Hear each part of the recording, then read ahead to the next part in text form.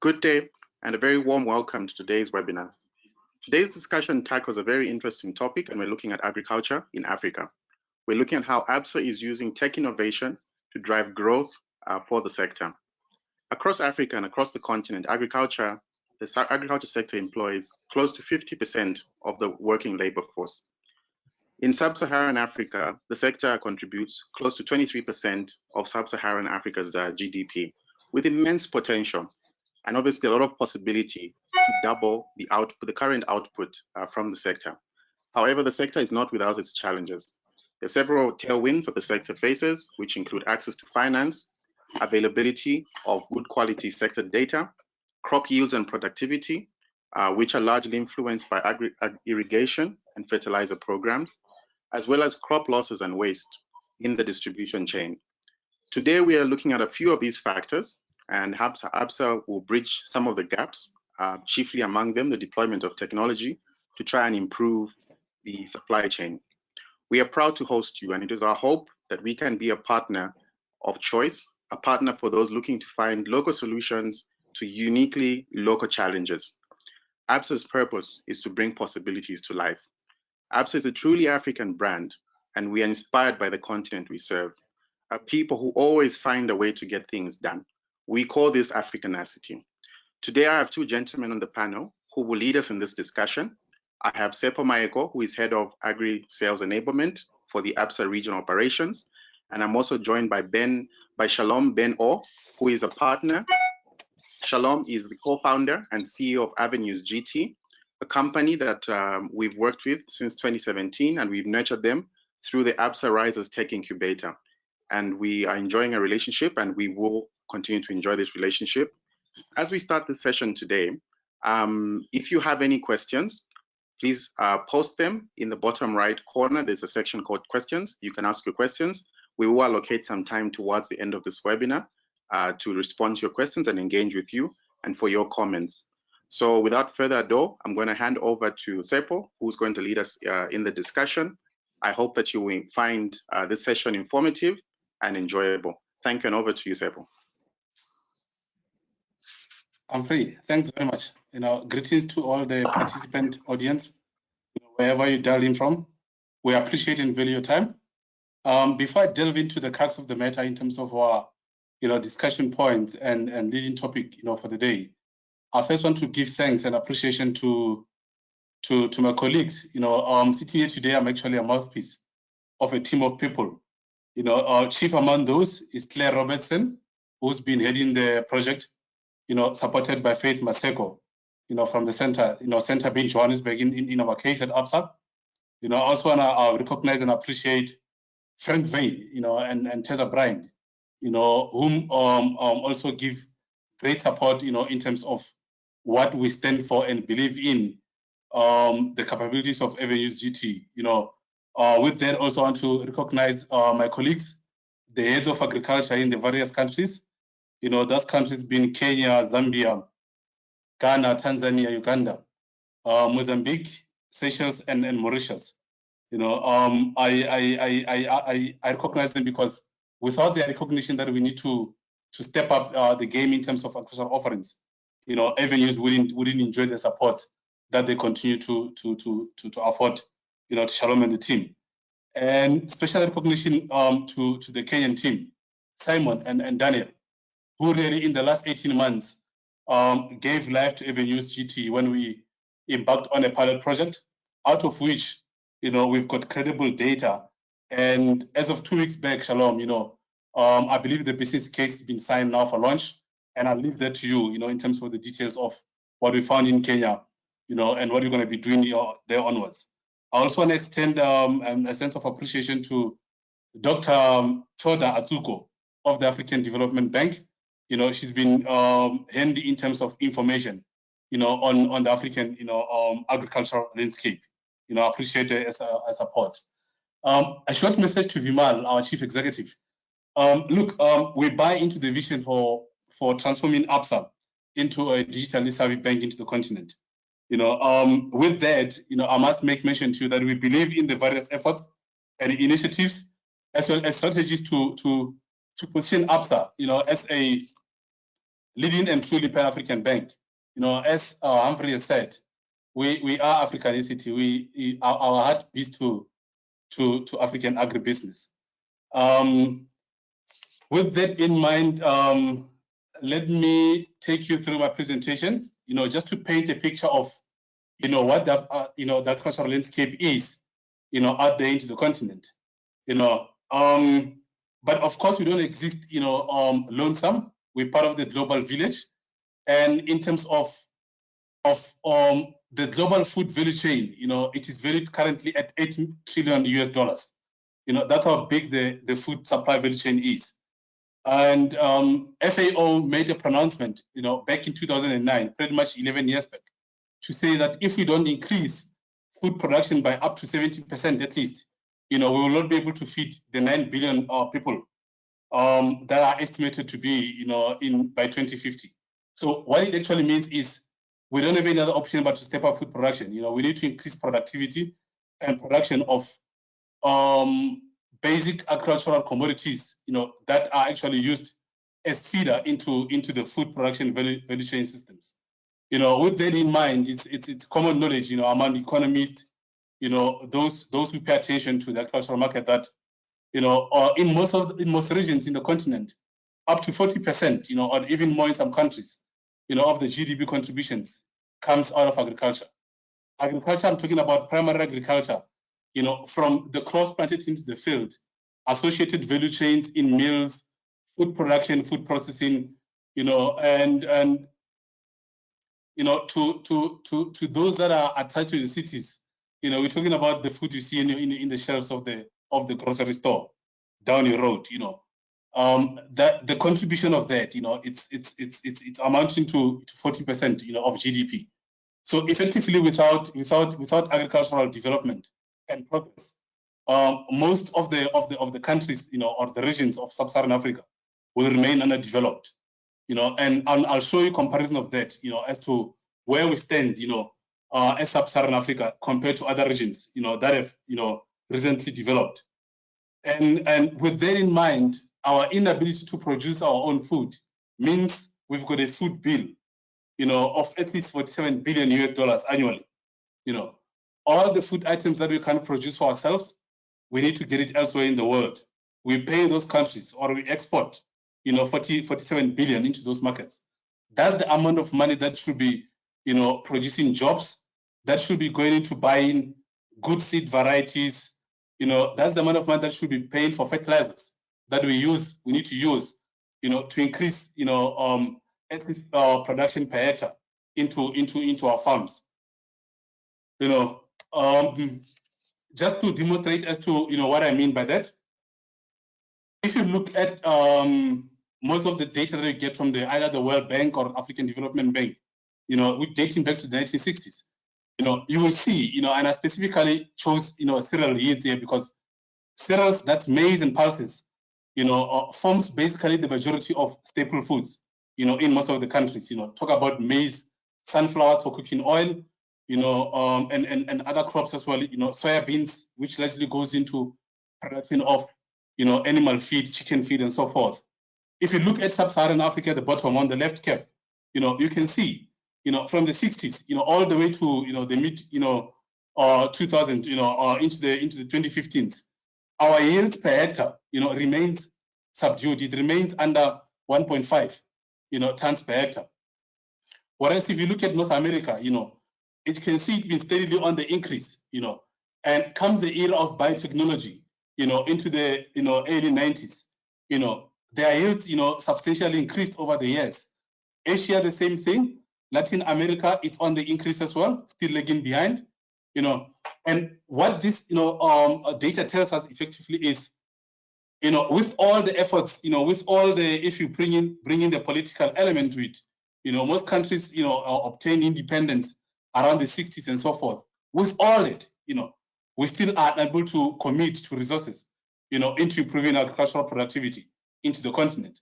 On the flip side, on the right side, if you look at the curve there of global population, we remain second to Asia in terms of population growth. So there's more and more of us being born in the continent.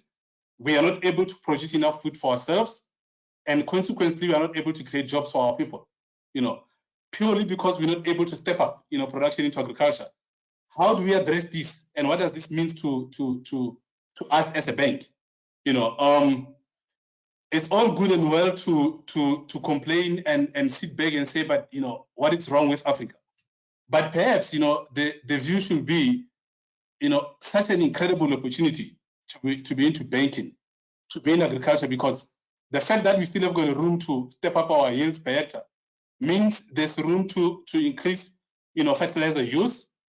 There and there, we should be seeing fertilizer plants, popping up into the different production regions, or we should be seeing much more money going into research, to produce seed varieties that are adaptable to the different growing regions into the continent, If you look, say, into northern Ghana, for instance, there's a big project going on there, called Savannah Zone Agricultural Productivity, Improvement Project.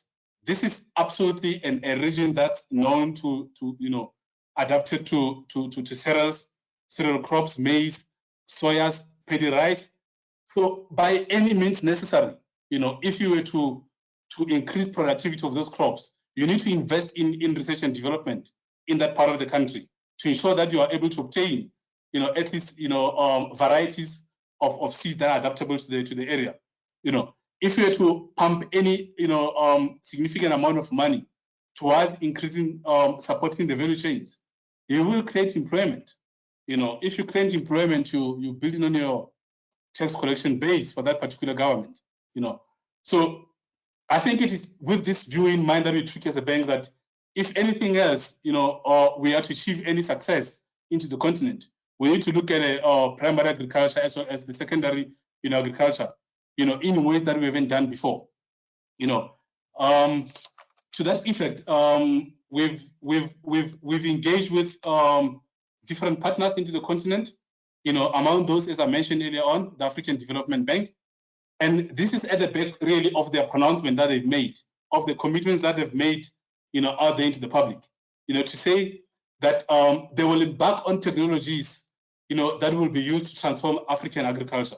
What do they mean by that? Beside the money, there's recognition that, from a technical production perspective, you need to identify the territories or what they call the special agricultural industrial processing zones, that are adapted to certain crops.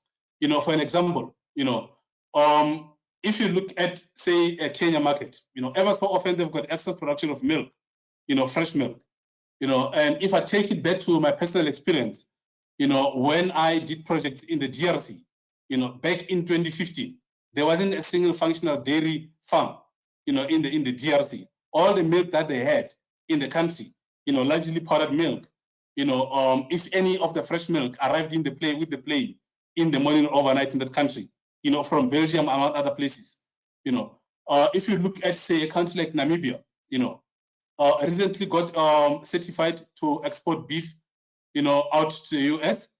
But if you look at the western corner of the African continent, there's Ghana. They can't meet their beef demand. Why are we even look so far away from markets? If we could be, encouraging and supporting beef production into Namibia, which should then be, moved into other markets into the continent. There are many other examples that I can mention. But with that in mind, the view that's taken by the African Development Bank is that they're going to support initiatives, and schemes that seek to maximize production, and productivity, in areas that are known or at least have been proven, to be suited to certain crops. And it's with that, view in mind that at Absa we said we are bankers. Ever so often we get inundated with calls, by a multitude of farmers, mostly, as you know, in Africa, small scale farmers, we're looking for facilities, we are farmers. But the moment you ask for a given set of documents, how is your finances like? You won't get such. Where do you sell your crop? What is your market? What is your offtake, markets? They say, no, we don't have such. We sell in the market down in the road, if you to find yourself in the intersection, up in, say, William, which city is it? Sunyani, in Ghana, for instance, you're bound to find dozens of women with buckets over their head selling plantains. This is the crop that they harvest down, in the farms, and they go in the streets. They sell it every day. They process it, into chips.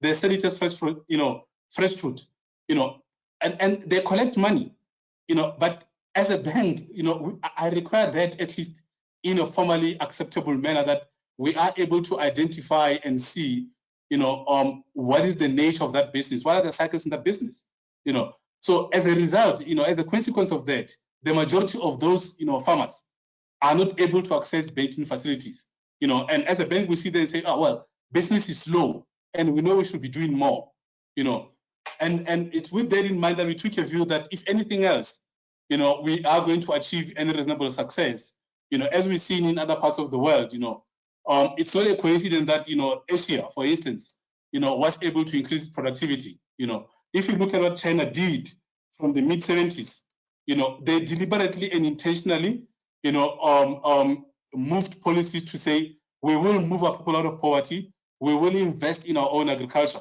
we will get our people to work the land, increase productivity on the land. And with that, the knock-on effect of that was that there was a need to put in, processing plant and manufacturing facility. And they did that. The last number checked is that they were able to move their people, at least 800 million people, out of poverty. This was between 1970 and, to the early 2000s. You look at other, global schemes, for instance, the Indian fertilizer, policy, wherein as it stands, you are able to at least get subsidy of up to 70% on fertilizer cost. And that's a deliberate, policy intervention by the Indian government, and of course, there's been lots of talks about it, pro and otherwise. But bottom line is an average Indian small-scale farmer, and by the way, a typical Indian farmer is a small-scale farmer.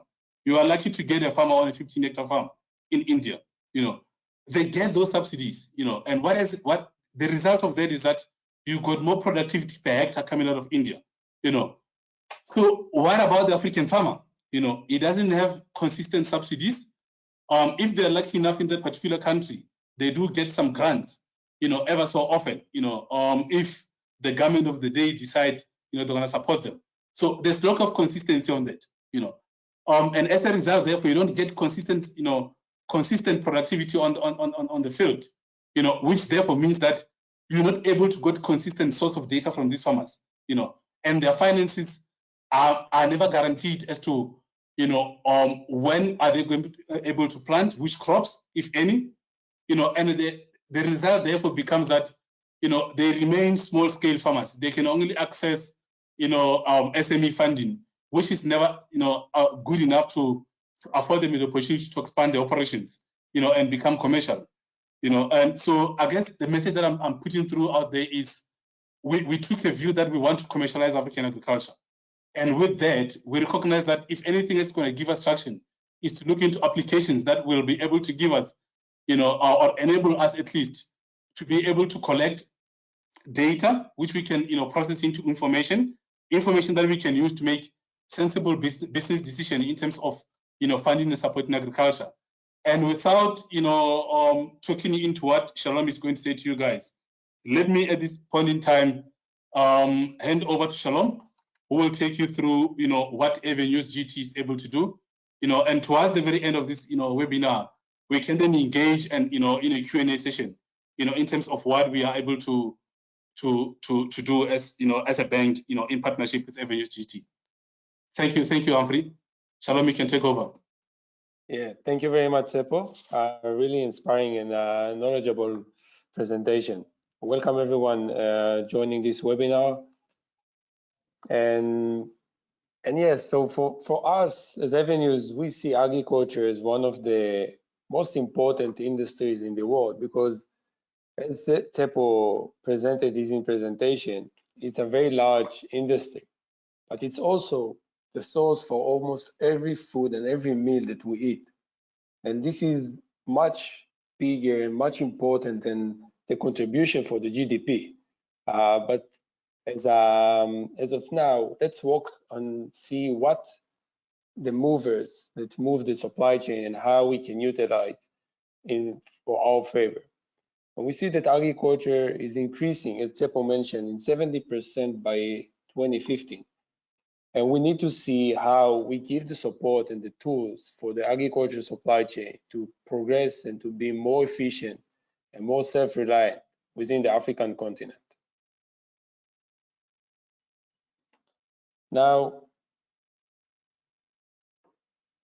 what Seppo mentioned and so is that the agriculture is an industry, it's massive and it's important, and it's lacking the ability to increase yields. And why it's lacking and where we can see it from a banking perspective and financier is that in the end of the day, banks and commercial financiers provide 2 to 7% out of their total lending book to agriculture sector, while it represents around the 30% of GDP and 50% of employment within a certain country, which is this 2% to 7% leave $180 billion financing gap every year at this moment to the agriculture supply chain. And why is that? It's a mystery, really, because the agriculture industry, in the end of the day, functioning. There is foods, there is yields, there is a lot of farmers and different entities that rely on support and to maintain this agriculture supply chain. So why banks target to provide financing gap? Why we have this financing gap in place? And this is what we're trying to illustrate here, because it's not an African problem, it's a worldwide. And as you can see, the financing gap globally is $440 billion. So in this presentation, what we're going to show you, it's the different elements that plug into Avenews and Absa relationship and how we utilizing technology in order to start closing this gap.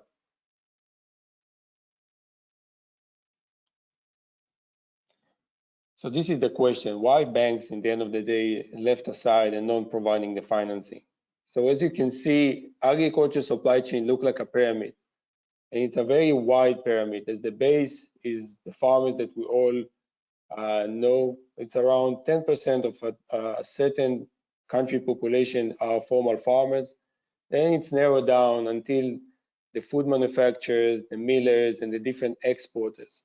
Now, along the value chain, there is an engagement, a trade engagement that is being conducted between the different entities. Farmers and a buyer, a seller and a buyer need to engage and conduct a trade.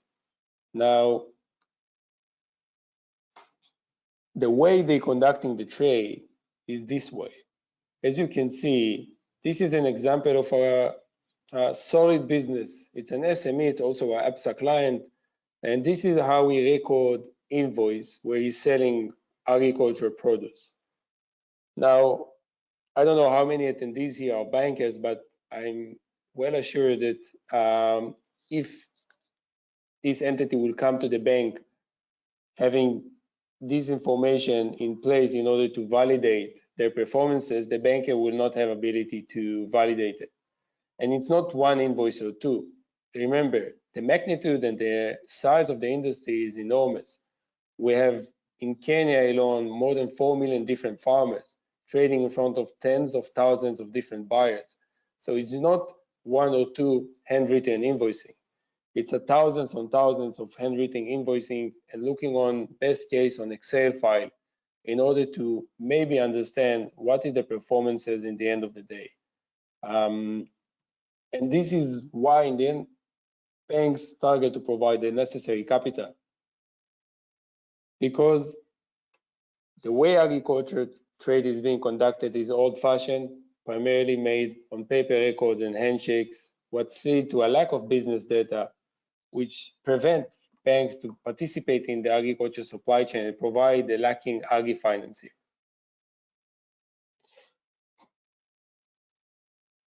Now, Absa and Avenews are on the journey since 2017, and we now are looking on launching in Kenya our first lending product. And it's come out of the understanding that the supply chain and the different entities required few things. First, they required an added value service in a form of a very strong agriculture management system that's being provided by Avenews. This system is creating business identities for each of the participants within the supply chain, all the way from the farmers to the top large agribusiness. There is a clear transparency between the different entities. And not only that, these digital identities evolving over time and creating themselves and earning themselves a creditworthiness. Now we can create, and we are creating digital ecosystems that can trade with each other and engage as a group rather than individuals. And alongside all of that, we're working together with Absa in order to make sure that we embed the right financial services directly within the system, to not force one farmer to come into the branch, filling up a paper form, application form, and expect a week or 2 weeks turnaround in order to see whether it's even have the eligibility to get a loan or not. Because the agriculture supply chain, it's an environment, it's a live environment. Farmers and agribusiness SMEs required funding now, they're not required finance in a month from now. And the turnaround should be fast and should be based on real business intelligence. And this is what the Avenews platform provides to Absa, and this is what we are conducting with Absa and providing to the environment and to the industry. And this is how it looks like. Basically, together with Absa, we're creating a digital infrastructure that first allows to conduct trade digitally, exchange documents and information that allow to govern the flow of goods, capital, and then information, where you even had the ability to make payments. Now, all of this data, as Tsepo was mentioned, he's receiving data in a form of information, the business information that he as a banker can now decide how to provide finance now and what kind of financing tools he need to start working on for next season in order to push the expansion of the agriculture supply chain and to keep supporting the growth that we need to see within the agriculture industry. And this is how it looks like. We're digitizing, we streamline, and in the end, we provide finance together with Absa. And it's a very simple equation in the end of the day, where we're already seeing a great results in Kenya and moving into the other markets we are on a path through.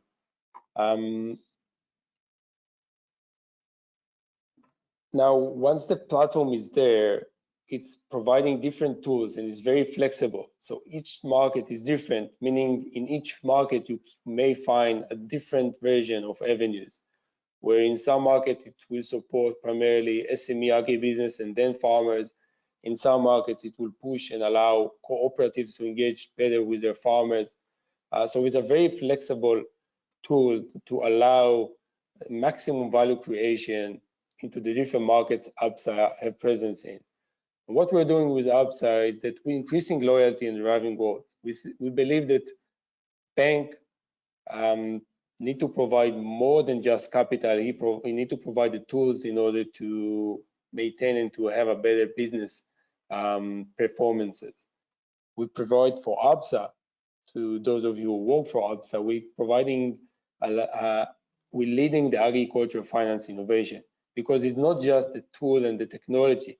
We're sitting down, understanding, analyzing the different data elements and understanding what kind of mechanisms and financial mechanisms we can deploy within the agriculture supply chain using Avenews platform. We reached the underserved. What we found is that currently there are clients and that they're not getting the services that they should get, and we provide them with the tools that eventually allow them to receive the services fast. And of course, we want to impact and empower the agriculture supply chain, especially the farmers on the bottom, to make sure that they're increasing their leads within their plots and have the ability to grow and to become a sustainable business. And this is how we see the different markets evolve. With some changes, I'm sure, but currently we're in Kenya, we're getting into Zambia, we're in advanced conversation with Ghana, and we encourage other markets to step in, as Seppo mentioned, to the team Claire, leading by Claire Robertson, to further engage regarding our roadmap. Now, this is some of the numbers that we're starting to see, and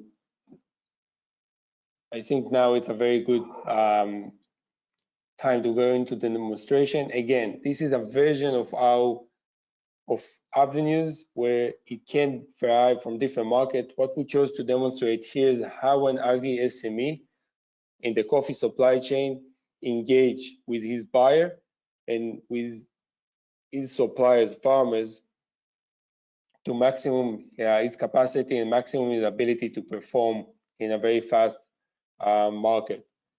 What you're going to see is a glimpse from how the platform is behaving in reality from the shoulders of the agri SME, from the coffee aggregator. And the first step is how we're digitizing different trade documents.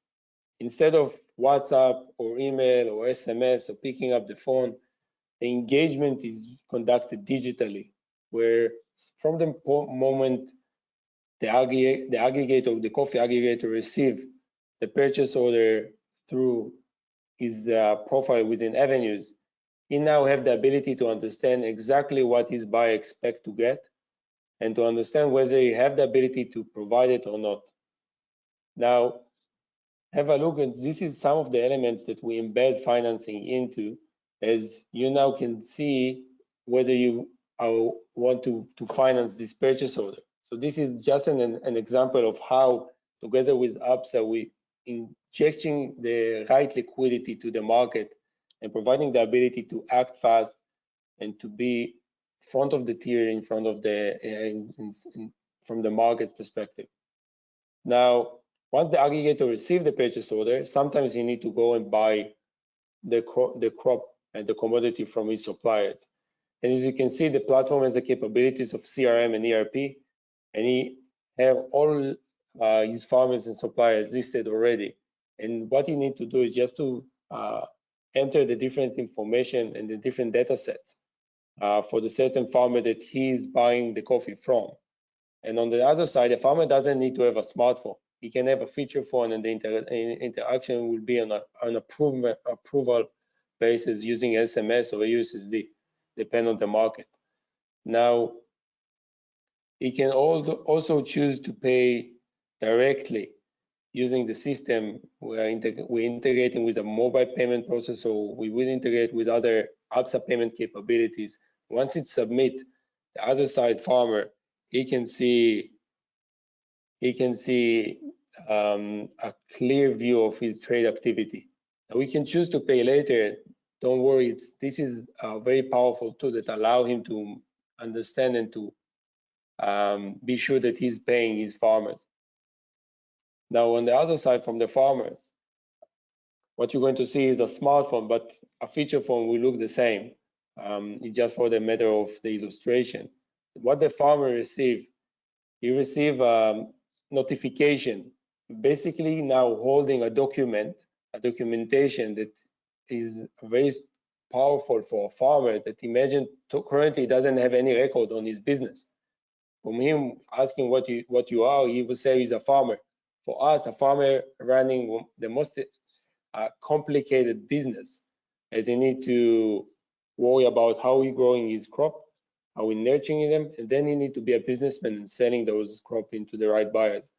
And now with this tool, we're allowing the farmers to become not just a businessman, rather than a digital businessman, having the ability to have all the records in place and have the ability to start earning a credit worthiness identity while recording what he sold to the buyer and having ability to show performances on a long time, on a season basis. And he also can make sure that he's got paid on time and that his relationship with the buyer is being fulfilled as it should be. Now, for those of you who are paying client, we encourage you to come and ask your account manager whether the Avenews platform is available in your market or not. And if so, you will get an instant notification to start using the system. If not, put some pressure on them to start engaging with the team in South Africa from the center, leading by Claire Robertson, Flade Masako, and Seppo, together with me in the webinar. And for the Absa leaders and employees, we really see that Absa took one step and saying digitization of financing, it's on top of our priorities. And as a partner of Absa, we can assure you that we're working day and night in order to make sure we're digitizing and providing the most advanced financial services. If you want that Avenews will come into your market, start engaging with us and make sure that we are on our roadmap for next markets to penetrate. Thank you. It is a pleasure being here. Looking forward to see the different questions that popping and the discussion to have now with Seppo and Humphrey.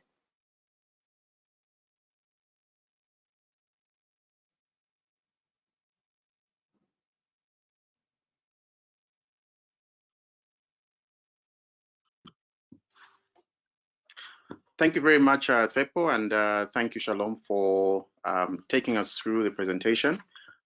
We are going to take some questions now. Just a reminder to all our attendees, and thank you once again for joining us. And a reminder, if you've got any questions, please post them in the question box, which is in your on the right-hand side of your screen. I'll start with a first few questions. Does one have to be an Absa client to be able to use the Avenews platform? I'll throw that to Seppo. As it stands, yes, but we don't have an exclusive relationship with Avenews GT. We're mindful that possibilities could be endless for them, but at this point in time, Avenews GT is available in the continent through Absa.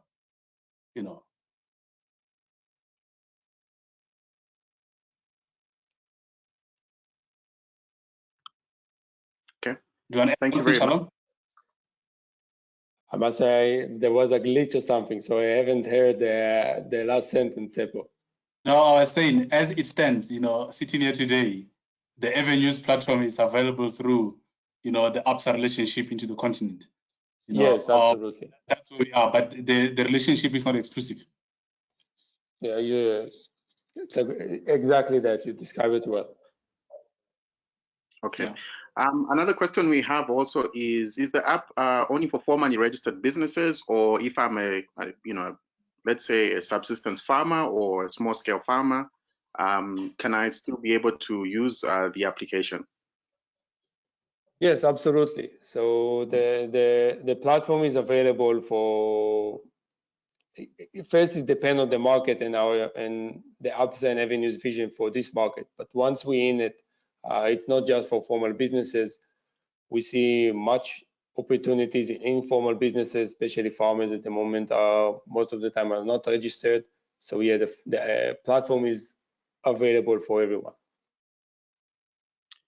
And Humphrey, yes, sure. Over to you. If I may, sorry to interject.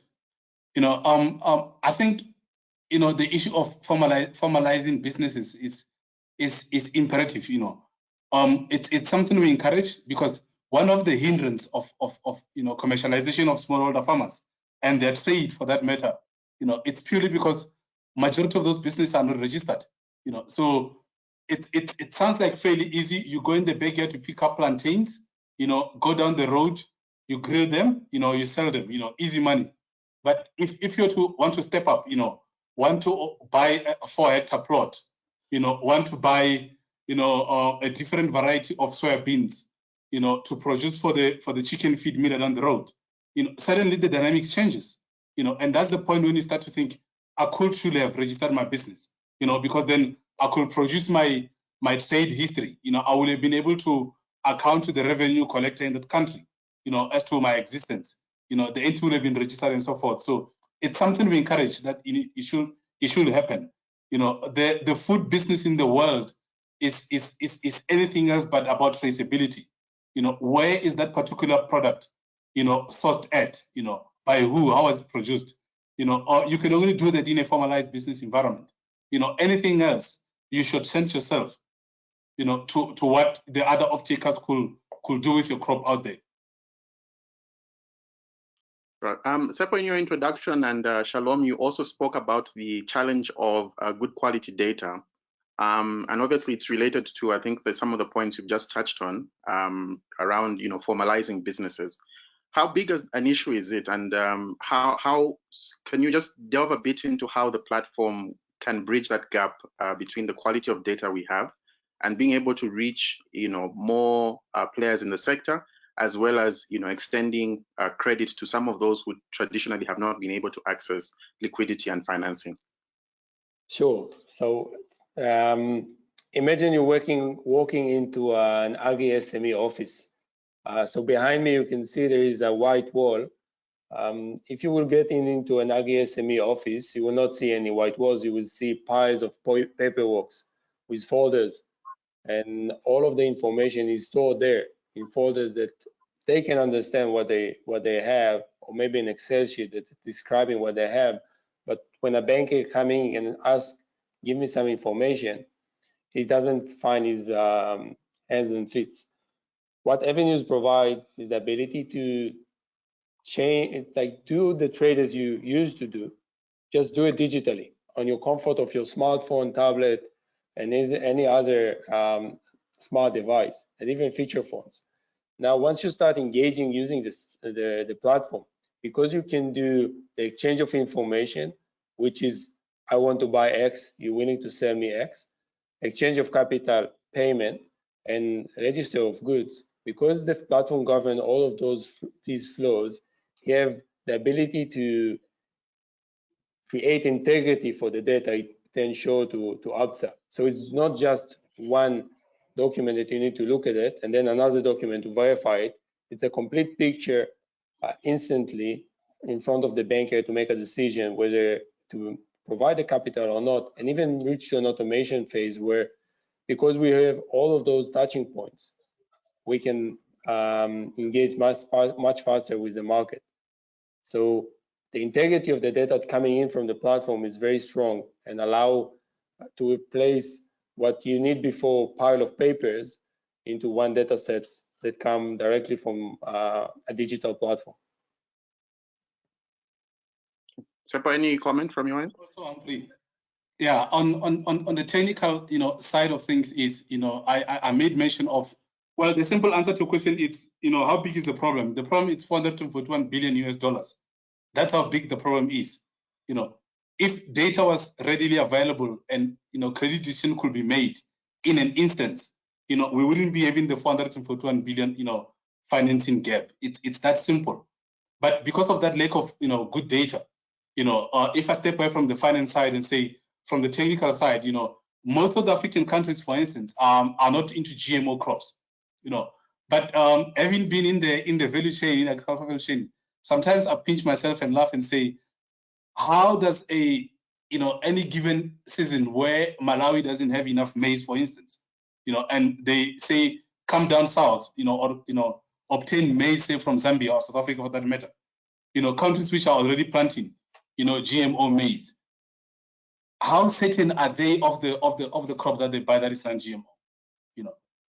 So if you take it back to say you've got a group of farmers that are going to be planting, maize in Sunyani, in Ghana, in Kumasi, for the chicken, field mill, down the road, you are able to trace the variety that is planted. That data will be captured into the platform, from the day they plant. The performance of that, variety will be captured, throughout the season. The agronomics looks, the agronomic performance, the yields that are harvesting, So over a certain period of time, they don't need to use a gut feel or be, or fall for the salesman, selling point of performance. They can pull up the data and say, if we did X, Y, Z right as we require to agronomically, the variety can perform. Here's the data over the years, So decision making becomes easy. That same data, a credit manager sitting in the bank, together with RM and an agro specialist, they'll easily look back and say, yeah, we're likely going to get our money back here. There's performance on this farm, and even the farmer then will be guided in terms of what they need to do on that farm, to obtain productivity. So it's quite important that, we know what's going on at any one point in time. And, with a platform like Avenews, we are able to, at every entry point, or tail end, we're able to account what happened, and the integrity of that data, will stand the test of time, because it's to the farmer's advantage that they capture it, because they want to account as to where their money went, during the production season. At the tail end of harvesting the crop, having to sell it to the off-taker. It's again to the off-taker's advantage that he or she is able to account to his clients, what they've done with the crop, who they sold it to, for how much. That Humphrey is able to take away the hearsay that no, off-taker so and so, is making money out of the misery of farmers. The farmers are not making money, but the off-takers making money. He can pull out the reports and say, this is what I sold the crop for. This is my margins. This is what I took it from you for. That's how much you make. So that transparency, becomes paramount, to the relationship. Sure. Thank you very much. We have another question, which is, how are we registering, profiling, and validating producers and aggregators? And I think just on top of that is, how integrated is the platform across the entire value chain, end to end? So all the players, obviously we are the financiers as Absa. How integrated are we versus, the buyers and the sellers, and everybody who plays, some of the service suppliers like transporters? How integrated is the platform? So I'll just repeat the first question. How are we registering, profiling, and validating producers? And just on top of that, if you could just speak to the integration across the food chain. Absolutely. So for the first question, what we're coming from a starting point when we come into a market is that we're starting from, usually it would be the buyers, the one who buy from farmers, already have the relationship with them, and they are already an Absa client or can become an Absa client. Now, once we start engaging with them, providing them the platform with and an added value service, strong one, who can now change the way and allow them to digitally trade in front of the farmers and managing the relationship with the farmers, we then start registering farmers and creating their identities and evolving the different entities and the credit worthiness. We do the same upstream as well. So we come from the middle up and down and allow to digitize the entire supply chain. As Tsepo mentioned, sometimes we will come into a certain project. The starting point on diving into a market will start from a certain project that will involve input providers, maybe some a development organization that will come and support the beginning and the engagement with the platform. And what Avenews, what is very special about Avenews, that is very flexible and very agile. It's an agile platform that can be matched into to a certain supply chain. As we see, Kenya is very different than Zambia. At the same time, they have very similar aspirations, but in the end of the day, the supply chain behave different. The digital environment is different, mobile payments and so forth, and this required very agile platform. So we usually will come from the SME, go down and go up and digitize the supply chain, but it can be many different ways to penetrate the market. Now, alongside that, I think, Humphrey, the point of integration with other service providers is on point. Tsepo was speaking quite a lot on seeds, fertilizer, and different inputs that the farmers require. we inspire to add them into the ecosystem that we create, allow them to trade directly with the farmers to have the capital instantly in order to purchase those inputs alongside transportation and other services that the farmers need in order to become better business and to better expand the agriculture supply chain. Sure. So I think just to expand the question as well, I think a point of just clarity. When you talk about integration, firstly, is the architecture of the platform open, and does it support integration with other third-party APIs, for instance?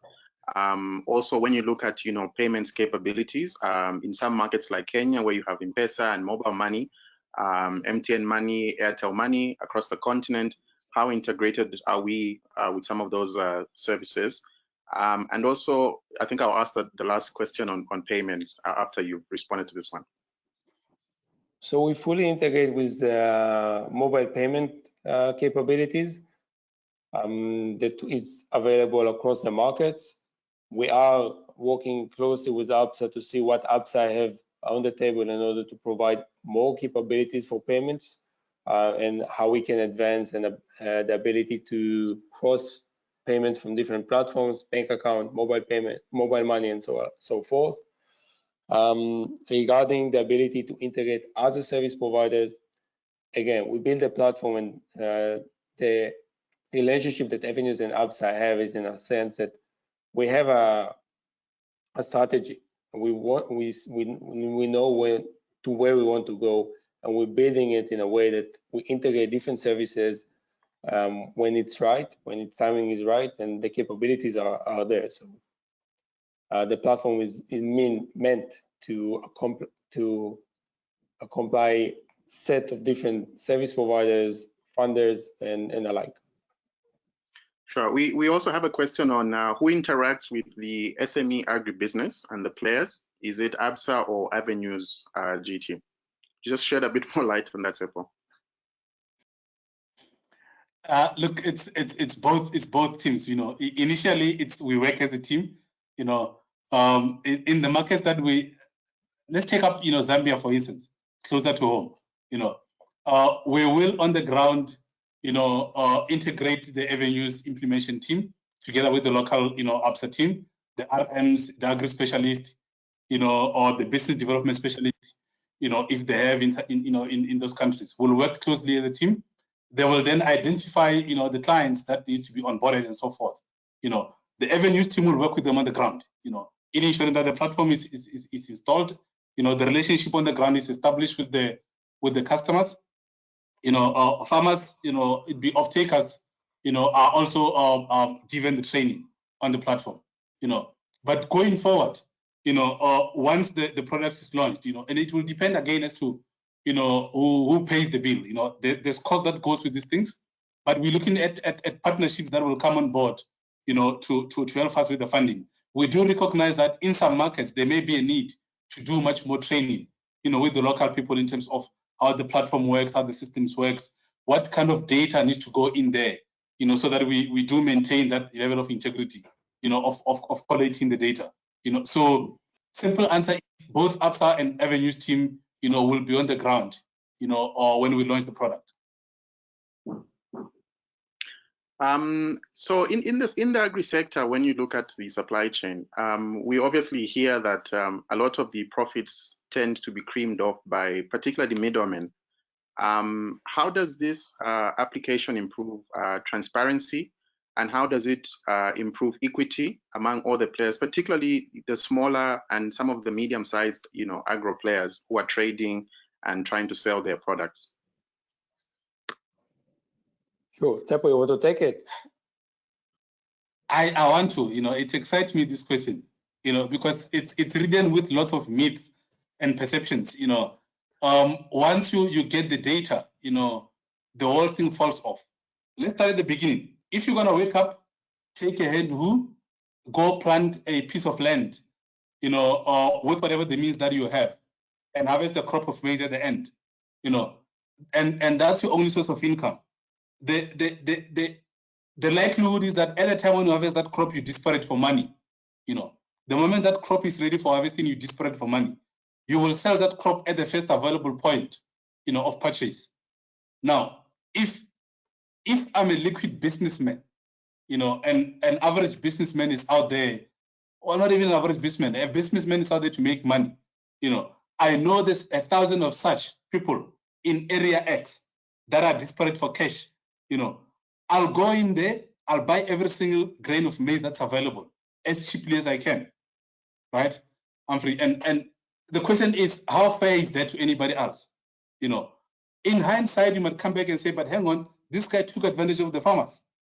But maybe he didn't, he actually was able to give them the cash that they wanted at the point in time, because waiting for one income in a year, means you don't have the luxury to wait forever and ever for the better time to sell your crop, So at the first available point of sale, you will sell that crop, So that is the problem with the value chains in smallholder farmers and how it's structured out there in most of the markets, So with a platform like this, again, we're saying we want to bring that element of transparency so that the farmer understand that when you sell your maize, if you deliver maize today, to an off-taker, how long does it take for that crop to be sold? To say the blue chain millers, or or it can be the breweries in some of the markets. When they pay that off-taker, how long does it take that money to hit the bank account and therefore, filter back to the farmer? In that transparency, in that platform, you are able to work out the cost of money or the time delays of the actual cash being available to the farmer. Then as an off-taker, you can justify why your markups, or if you need to immediately make available cash to them, And I think that on its own, it's part of the education that comes with, having to train the farmers, in terms of how the trade platforms of their crops, happens in their market, But frankly speaking, if we don't transform that value chain, especially at those levels, it will remain to be the case that, the middleman is creaming it. But remember, the middleman may have borrowed the money from the bank. So by any means possible, we'll try and make as much money possible because he's got the cost of money to cover for himself. Shalom, you want to add to this? I think you're spot on, Tsepo. Okay, so obviously we are fast running out of time. Very interesting topic and lots of questions. My last question to you, gentlemen, is the app free, and where can people find the app? So the platform, it's a web app, meaning it's available cross-platform, and you don't need to download it from the App Store or the Google Play Store. It's available on the markets we operate in. Currently, it's available in Kenya, and we're looking forward to be available in new markets, as Zambia potentially will be the next one. As we go, we will be able to share more markets that it will be available, and it's available currently in Kenya for free.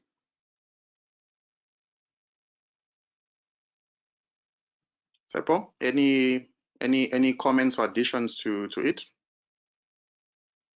I think my parting remarks is, I'm going to quote a statement made by, Akin Adesina, the chief executive of the African Development Bank. But before I get to that point, I just want to write a story, out of Botswana.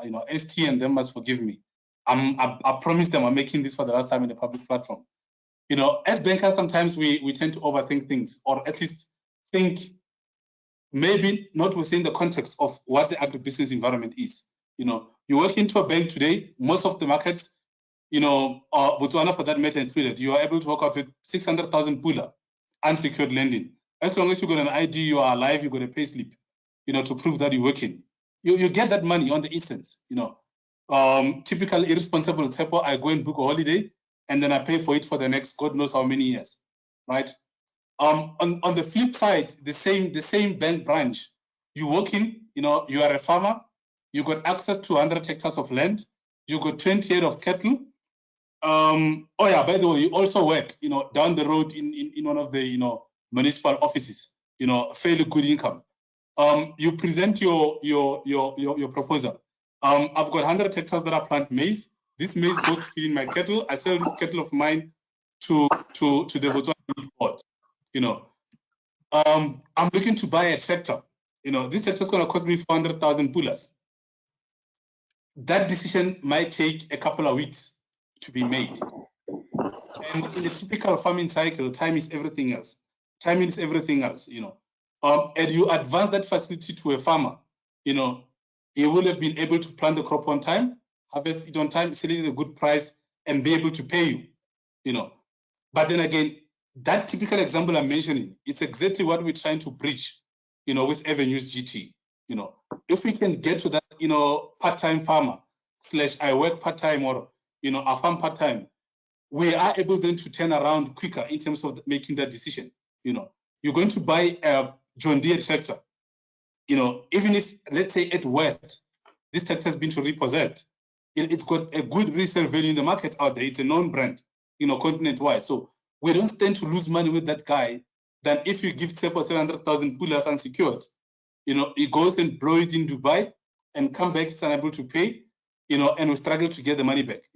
With that in mind, ladies and gentlemen, I think we ought to stop looking at agriculture as the way of life, and treat it as a business. These words are borrowed from the chief of the African Development Bank, and it's the word I want to live by, as an agri-banker, within the Absa environment. Thank you very much, I'm to the team for putting this together.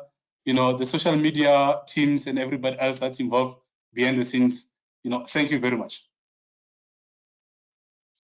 Thank you to the two gentlemen, and most importantly, thank you to everybody that found time to participate and discuss with it. Obviously, we are coming to the end of this discussion. At Absa, as a leading African player in financial services, we continue to find ways to bring your possibilities to life and bridge gaps between small and large sector players. So whether there is no small player, as a matter of fact, so whether you're a small or large scale farmer, you're a pineapple farmer in Tema, in Ghana, or you're farming tomatoes in Chongwe, in Zambia, a red onion farmer in Nyeri, in Kenya, or you're a commodities trader, aggregator, or in food processing, there is opportunity for you and would like to bring those possibilities to life. Our purpose, obviously, is, we are as a bank inspired by the people who are finding ways to get things done, all the farmers across Africa. That's Africanacity for us. Thank you so much for making time today. And please, as you log off, there is a feedback form on the application, on the GoToWebinar application. Would appreciate some feedback. And until next time, we look forward to hosting you again. Thank you and have a pleasant day. Thank you, everyone. Thank you. Cheers.